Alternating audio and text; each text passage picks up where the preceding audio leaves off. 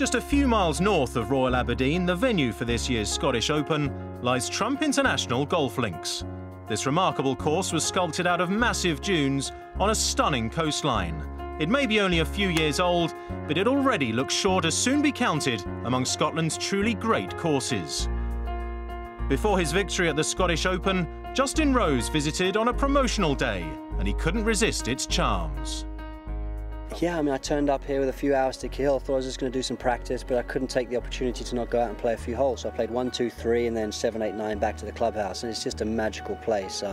Some beautiful views out there. The third par 3 out into the corner there by the water was just stunning. So very, very impressed. Rose admits he's in unknown territory as he's never won back-to-back tournaments before, but he's hit his best form on either side of the Atlantic at the perfect time to target a stunning hat-trick by securing his second major title. He heads to Hoylake in upbeat mood. Yeah, I'm feeling very confident. I think it was a great time of year for me to win. I won a couple of weeks ago in the States, and it was a good confidence booster for me. No matter how high you launch it, you still got the right spin to get some good distance out of it.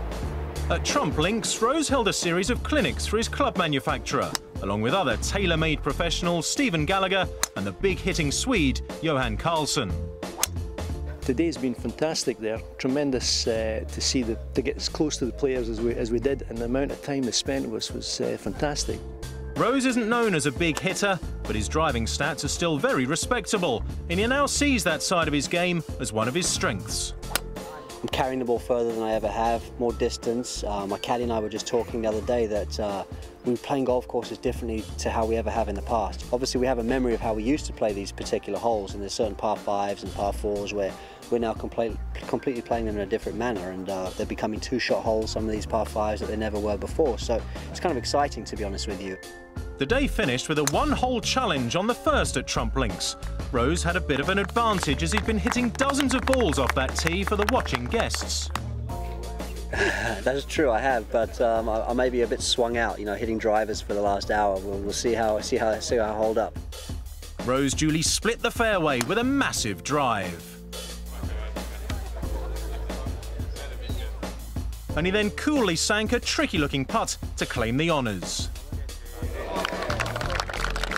It was a very small triumph in a very big few weeks, but Rose definitely heads to Royal Liverpool as one of the favourites, and he's comfortable with the tag. Hoylake for me is a golf course that's going to suit me for sure. I think it's going to suit a lot of guys. I think it's just going to be the guy who plays his best golf on the week. The course setup is very, very fair. It's not tricked up at all. The fairways are relatively generous. The greens are somewhat flat. So literally the guy who's going to have everything working well is going to shoot fairly low, I believe, depending on the weather. But it'll be a very fair test.